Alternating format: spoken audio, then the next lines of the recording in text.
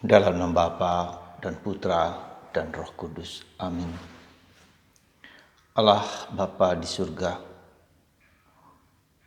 kami bersyukur kepadamu bahwa Putramu Yesus menyembuhkan orang dari berbagai macam sakit, penderitaan. Dan penderitaan itu seringkali karena dosa-dosa. Dan Yesus mau mengampuni dosa-dosa kami. Sehingga kami bangkit dan bangun untuk melayani Engkau, mewartakan Kristus kemana-mana. Singkirkan kelumpuhan, sembuhkan kami dari kelumpuhan apapun juga. Sehingga kami dapat bergerak dengan penuh semangat mewartakan Engkau. Demi Kristus Tuhan dan pengantara kami. Amin. Saudara, pada hari Jumat tanggal 16 ini, kita diajak untuk menyadari kelumpuhan hidup kita sendiri. Kelumpuhan tidak selalu berupa kelumpuhan fisik, tidak bisa berjalan. Tapi kelumpuhan bisa berarti kita memiliki suatu keengganan, kemalasan, ketidakberdayaan. Jadi bisa aja dalam bentuk mental, kemalasan, tapi ketidakberdayaan untuk membuat sesuatu yang baru, untuk membuat sesuatu yang lebih baik, untuk membuat sesuatu yang lebih tinggi, lebih katakanlah suatu dorongan menjadi lebih baik, menjadi lebih kudus, menjadi lebih bertobat, atau menjadi lebih dalam. Nah, hari ini Yesus menyembuhkan seorang yang dibawa oleh teman-temannya, orang lumpuh yang dibawa oleh teman-temannya. Bahkan ketika Yesus berada di sinagoga, begitu banyak orang sehingga tidak dapat masuk ke dalam sinagoga itu. Maka mereka punya suatu sikap yang orang Surabaya bilang bondo nekat. Artinya teman-temannya ini mengangkat si lumpuh ini sampai ke atap, dan di atap dibuka, lalu meletakkan si lumpuh ini di depan kaki Yesus. Ini kan kalau kita bayangkanlah katakanlah suatu kapel kecil. Ya, begitu banyak orang tidak bisa dapat masuk. Lalu mereka nekat naik ke atas atap rumah dan membongkar dari atas. Lalu meletakkan di tengah. Itu kan suatu bondo nekat sekali. Ada sesuatu ya dorongan yang tak terkirakan bahwa mereka ingin sembuh. Dan itu bukan hanya si lumpuh saja, tapi harus dibantu oleh teman-temannya. Bahkan saya kira ada kira-kira mungkin 4 orang lebih kalau enggak. Ya, orang besar sebesar apapun harus ada bersama-sama, bukan sendirian, enggak mungkin. Ya, harus ada 4 orang paling minimal. Dan atap tentu besar, tinggi juga. Bagaimana membongkar di atas? Tentu saja tidak seperti yang di rumah kita atau rumah-rumah kita atau kapel kita, tapi mungkin ya kurang lebih lah seperti itu. Nah, apa yang mau disampaikan di sini bahwa kelumpuhan itu bukan hanya kelumpuhan fisik, tetapi kebersamaan, solidaritas, kerjasama, teamwork. Ya. Di mana antara si lumpuh dengan teman-temannya mempunyai tekad yang sama, mempunyai suatu dorongan yang sama, mempunyai kekuatan yang sama supaya mencapai sesuatu kesembuhan bagi si lumpuh itu. Nah, tanpa kerjasama, tanpa tim player, mana mungkin mereka bisa melakukan itu. Dan ketika berhadapan dengan tantangan begitu banyak orang, ya mungkin orang mengatakan, jangan, atau tidak usah masuk. Bisa juga begitu. Tapi mereka, keteguhan hati mereka inilah yang membuat mereka nekat. Dan yang kedua, Yesus mengatakan bahwa si lumpuh itu bukan sekedar sakit lumpuh, tetapi ada sesuatu hambatan yang membuat si lumpuh itu menjadi lumpuh. Dan itu adalah dosa. Yesus mengatakan dosamu sudah diampuni. Ya. Jadi ada ketidakberdayaan manusia yang disebabkan bukan karena secara fisik tetapi karena dosa. Ya. Dosa apa? Dosa itulah yang membuat orang menjadi lumpuh, menjadi tak berdaya. Dosa apa? Kemalasan. Dosa kemalasan, enggan, tidak mau, ya, tidak bersedia, tidak mencari enaknya, nggak mau susah-susah, nggak mau berkorban, tidak mau meluangkan waktu, tenaga, pikiran, ya. Kemalasan untuk berbuat sesuatu yang udah tahu mungkin sebab-sebabnya, tapi tidak mau mendobrak, ya, benteng kenyamanan. Jadi ada unsur kemalasan, ada unsur ketidakberdayaan, itu dosa. Ya. Dosa kesombongan, keangkuhan. Bukan urusan saya, apa gunanya, nggak perlu. Atau saya sendiri juga mengatakan, saya sudah baik-baik kok. Seperti itu. Kesombongan, keangkuhan. Bagaimana untuk rendah hati, mengenal diri kita, dosa kita, kelemahan kita. Bahwa mungkin problem dalam keluarga, bukan problem anak, bukan problem siapa, tapi mungkin juga problemku sebagai bapak, sebagai ibu, sebagai orang tua. Bisa jadi. Berani mengakui kelemahan dan keterbatasan, ketidakmampuan dan ketidakberdayaan. Dosa keserakahan, serakah. Mengumpulkan, mendapatkan, ingin dirinya sendiri yang number one, mencari sesuatu. Atau juga sebaliknya kikir. Tahu bahwa ada orang yang membutuhkan, ya. Dan bukan sekali jadi tapi berkali-kali.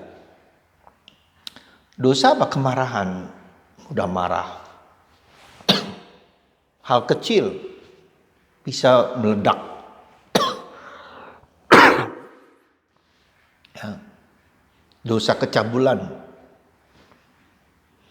ya, mengikuti dorongan-dorongan nafsu yang tidak teratur. Nah, hal-hal seperti ini, dosa-dosa inilah yang membuat orang lumpuh. Dan COVID-19 ini, pandemi ini, bisa membuat orang lumpuh itu. Gak mau melakukan sesuatu perubahan dalam dirinya. Gak mau bertobat, gak mau berubah. Ya. Gak mau menyesuaikan dengan situasi rumah, situasi pekerjaan. Jadi terpaku pada sesuatu pola yang sudah lama. Dan Tuhan menghendaki kita berubah. Berubah apa? Terutama mindset. Cara pikir, cara pandang, cara kehidupan ini.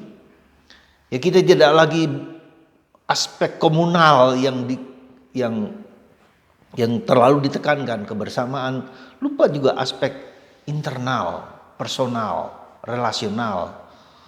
Ya mungkin itu yang sedang Tuhan melihat, motivasi apa hidupku ini. Aku mau apa dengan hidupku ini.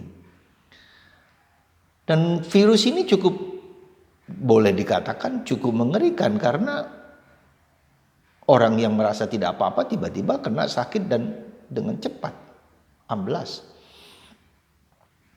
Saudaraku yang terkasih dalam Kristus. Jadi kelumpuhan kita itu sekali lagi seringkali karena cara pikir, cara pandang, mindset kita, dosa kita.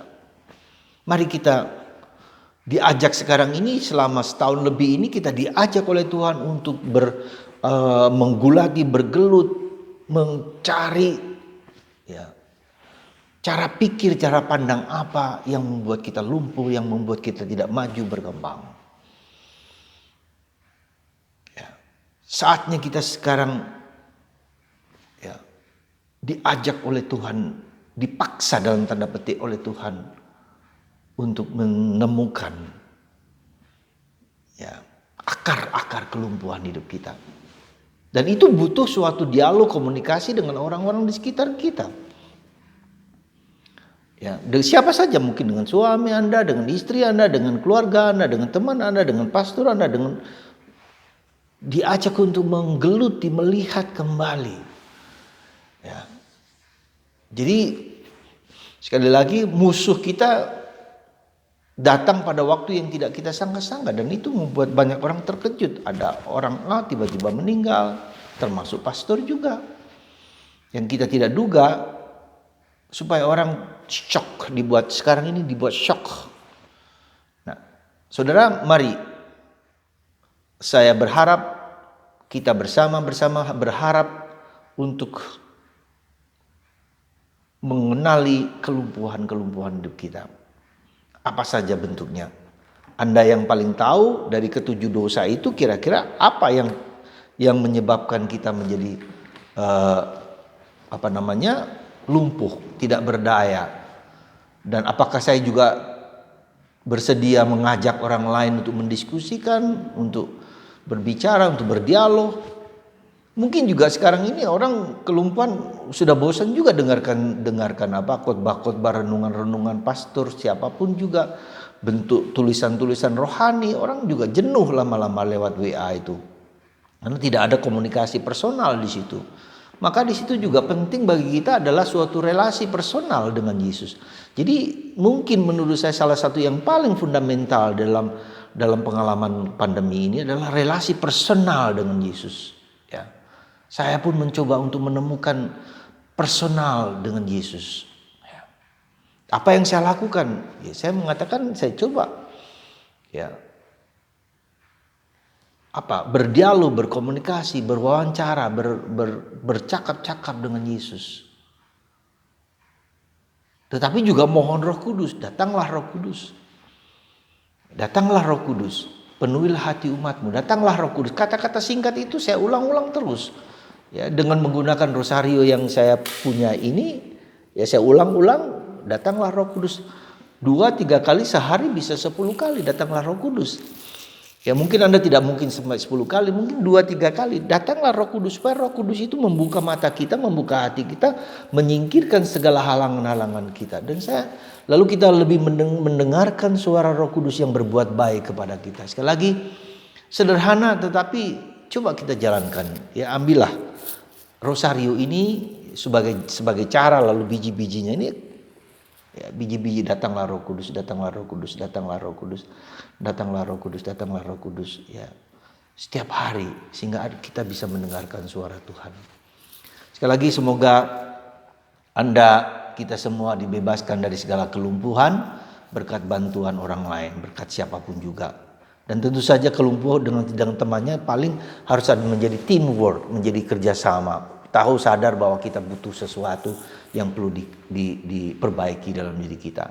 Bila kita tidak mampu, kita bisa minta tolong orang lain, dan itu tanda kerendahan hati.